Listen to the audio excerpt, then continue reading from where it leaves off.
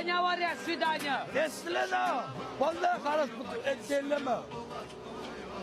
Karas burnu. Ne mi ya? Ne mi o? Elim gülü var. Kaka, Ne mi? ben şunu iyi dakikaydayım mı? Bar kayıt gülün vardı ne mi? Swidanya var ya ne kaka? Senin mi kaçtın mı? Ay gidiver da. Yok, pul gerek. Pul ömrüne sola o. Bar ne mi? Ko beyle kuala mucubuna bağdım. Yeni ikisi kaçtın mı kaka? İnsan kaçtın mı? Birlikle yakının ayrılmadın yerleştin yaptın. Ne mi kayıt? Gün ne var değil?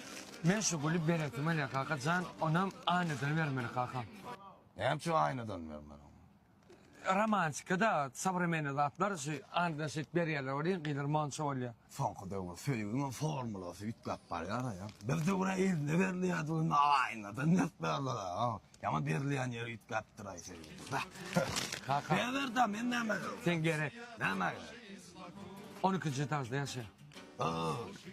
Çok. 12. etajın hep gözünden bulver kol ya. Ne mi sen Spider-Man mi Slavik tavuk mu ne mi sen? Bana sen pompan ara kaka. Keller sen şu üstüne mi bulver kol ya. Krisan perfect. Ay gülüm koy yürü iş var. Yekacının kakacan.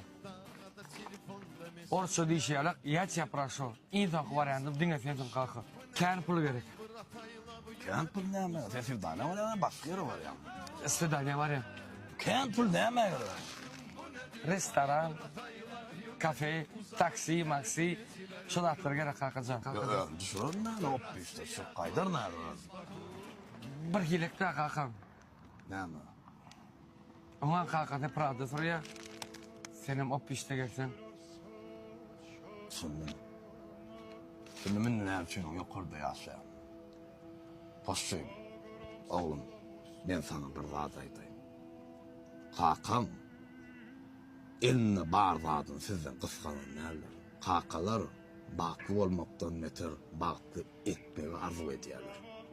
Şunyan mı? Sen bir zatı düşün oğlum. Sen saylap söyün kıydın. Yok korvinne olsun. Özün aşağı korvinne olsun. On korvinne görümcük olma oğlum. Ol bir gün olur, 2 gün olur, 3 gün olur. Yani aha bir gün bulaşır hemmeden. Son sen öz korvinin bol, özün ol.